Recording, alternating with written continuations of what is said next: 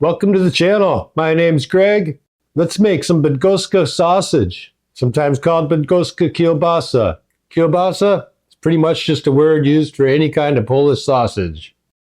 Today I'm going to make a recipe out of this book written by Stanley and Adam Marinsky, although this recipe is from the Polish government. Hold on here, get my old man glasses on.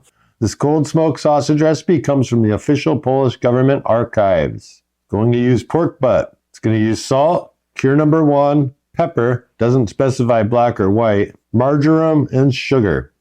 Okay, let's do it. Cut the meat into 2.5 to 5 centimeter, 1 to 2 inch pieces and mix with salt and cure number 1. Pack tightly in a container and cover with cloth and keep in refrigerator for 3 days. Cover with a cloth, that's kind of weird. All right, I'll do it. Take my pork butt, cut it into 1 to 2 inch cubes. Still a little frozen, I guess. Tiny bit, but that's okay, makes it easier to cut. 1 to 2 inches is a pretty big variation, so I'm guessing uniformity is probably not totally critical here.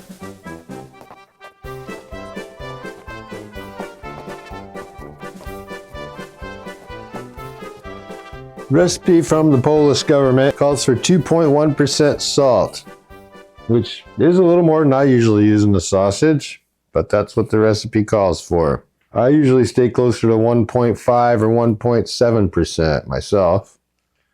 And this recipe calls for 0.25% cure number 1. Now I mix this with my cubed up meat, leave it in the fridge for 3 days. Easy enough. Take my salt and cure. Salt and cure number 1 is what it says to use here. Mix it in. Pack tightly into a container. Cover with cloth. I don't know about this covering it with cloth thing. Let's see, will it fit in this bowl tightly? Or is that going to be too much? Let's find out. Perfect. It's going to fit great in that little bowl. And my instinct tells me to use like saran wrap, but the recipe calls for cloth. So I'm going to find a towel, just wrap it with the towel, stick it in the fridge for 3 days. I've already added the salt and the cure to the meat for my Bydgoska. So before I grind it, I'm going to get together the rest of the spices, which is really not very much. There's some white pepper and some marjoram. One other ingredient calls for is a little bit of sugar, and I imagine that's just to kind of tie it all together. Let's go grind this and mix it. Grind meat through a 13 millimeter plate. Biggest one I have is a 10 millimeter plate, unless I use the really big kidney bean type grinder piece, but that's... No, I'm going to use the 10 millimeter. Well, my meat has been curing in the fridge for 3 days. I guess it's ready for the grinder. You know, I think I am going to stick it in my freezer just because that's how I always do it. I always like to freeze it a little before grinding. I think I'll get a cleaner, better grind. Doesn't say in the book to do that, but I am going to. Stick it in my freezer for about 20 minutes or a half hour and just let it firm up a little bit. Well, I will say it's kind of all sticking together. I'm sure that's from the salt starting to cure the meat. Got my 10 millimeter plate. That's the biggest one I have here. Let's give it a go. Bydgoska.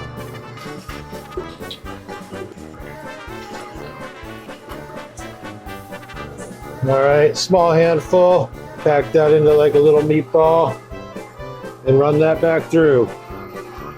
That'll push out the rest. And I'm gonna shut it off. Don't want to cause any excess heat. Mix the ground meat with spices until sticky. Okay.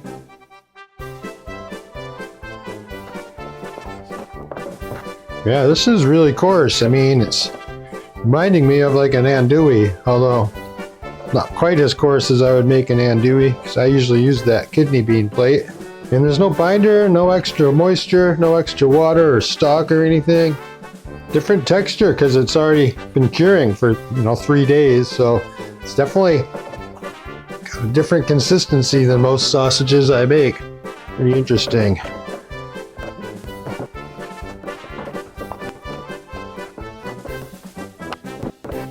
We're getting there. Still a few little pieces wanting to stay on the bottom and not join the mass. It's not done as long as there's pieces that don't want to join into the sausage mass. Once it's picking everything up off the edge of the bowl, it should be pretty good.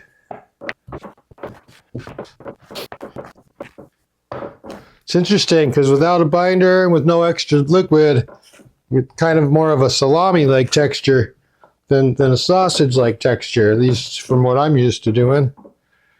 Okay, we're lifting the bowl up, sticking to my hand. I'm ready to stuff this. Into the hopper it goes. And I'm just pushing out whatever excess air I can push out.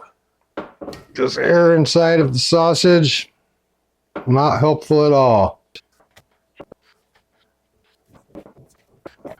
We got most of the air out of there. Ready to start stuffing links. Stuff into 32, 36 millimeter hog casings, forming 6-inch long links. Leave links and long coils. Well, I'm going to be using 29, 32 hog casings because that's what I have. I'm going to push the meat out to the end of the horn. And I'm going to take my casing, find the end of it, open it up, get a little bit of water in here. Got to lube up my horn a little bit, get some water on there, get the water inside, and I'm just going to thread it on there. Always a little bit weird doing this on camera.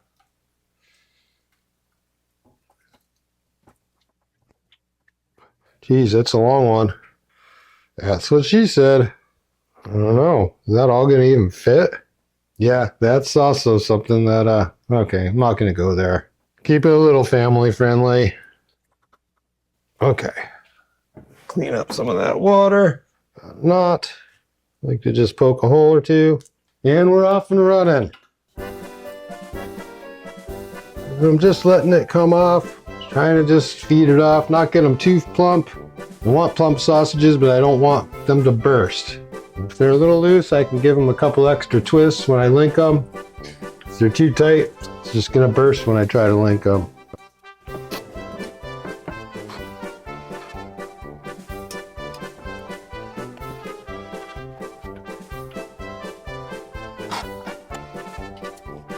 Right, well, a couple different ways to go about linking sausages. It says to go about 6 inches, which is about average. So we pinch, and we can either twist these one direction, can start going away from me. And if you left them a little loose, this is the time to tighten them up a little. And then we go down about 6 inches, pinch, and this one go the opposite direction. I think we did that one. See, I'm already forgetting which direction. That's why I really don't like this way. That one's coming towards me. But what I like to do so I don't forget, this would be away from me. And now, instead of twist that one away from me. This one will be towards me. But instead, I'm going to go down another 6 inches about, which again is average. And we'll just go away from me. This way, I don't have to keep remembering. They are all away from me.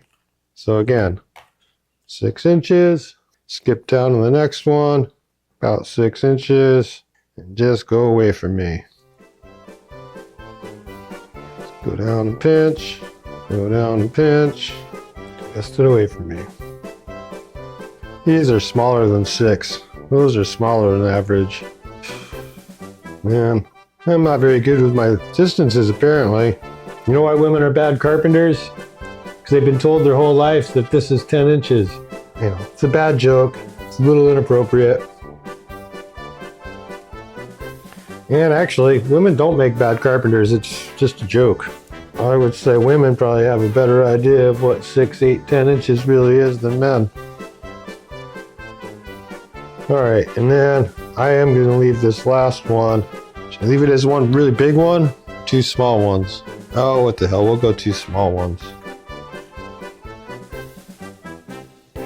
All right, put these into a coil again. And I'm just gonna look for some air pockets. I'll probably get a few holes in any of them anyway. Don't need to go totally crazy. I do like to get a few holes in them, but not as many as I do in a salami. but definitely get them where you got an air pocket. And I'll flip it over and do the same thing.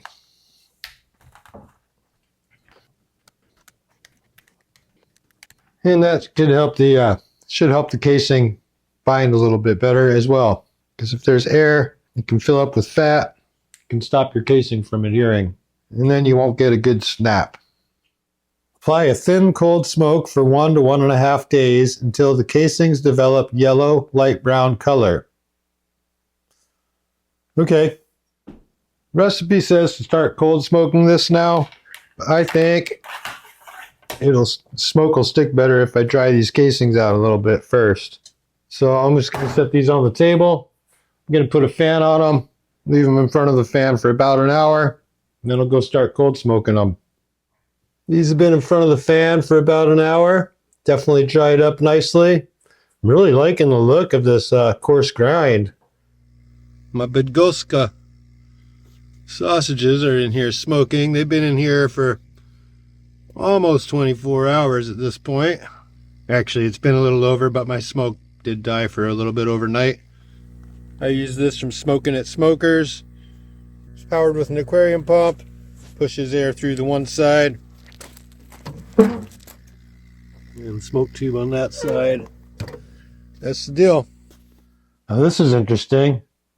Dry at 10 to 12 degrees Celsius, 50 to 53 Fahrenheit, and 75 to 80% humidity until the yield is 87% in relation to the original weight of the meat. 87%. So that's still going to be a fresh sausage that needs to be cooked. Interesting. I bet it continues to develop a lot of flavor during that time, though. My Bydgoska sausages have been smoking for a little over 24 hours, probably about 30 hours. They have a smell to them of smoke, so I'm ready to start drying them. It's just kind of what's working with my schedule, so I'm going to say that's enough smoke. I'm going to put them in my drying chamber till they lose 13% of their original weight.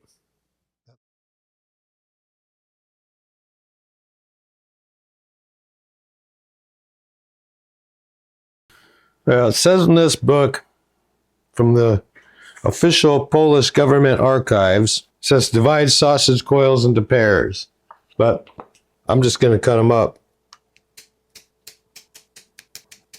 You know, if you get extra long ones like that, it's okay to cut them off because they're not going to be that enjoyable to eat. Speaking of eating, I'm going to cook one of these up. Definitely excited about this. I've been waiting a while. The Bydgoska sausage. Let's see what it's like inside. Oh yeah, I'm loving that. Casing's really well bound. I'm liking the texture of it. I don't know how much juices you're seeing leaking out, but I'm definitely getting some grease on my finger. Pretty sure it's going to have a good snap. Let's see.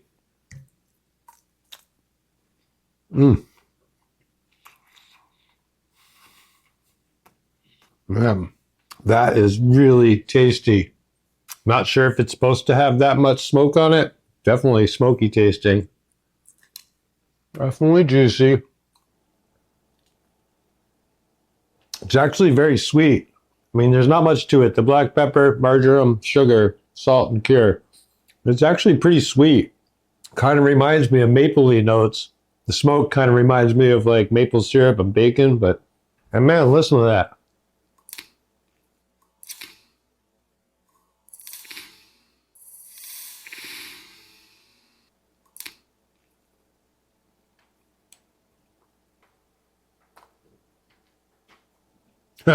I'm really loving this sausage. This is definitely in my top list, you know. Honestly, since I started making videos, I don't repeat many recipes because I'm always trying to think of new things for videos. But this one, probably going to have to repeat because, man, this is really good. If you make sausages, this one's definitely worth your time. Definitely recommend trying to do this one. You don't need a cabinet to hang it in like I have. You could hang it in a basement, probably make it work in a closet. Just make sure it's, you know, between 50, 60 degrees and you can keep it a little humid, which you could do by just introducing water to a closet. But this is a great sausage. I'm loving it. Highly, highly, highly recommend it. And if you like this video, give it a big thumbs up. If you haven't subscribed to my channel yet, subscribe. It's free. It'll help me out. Put some love into your food. Peace.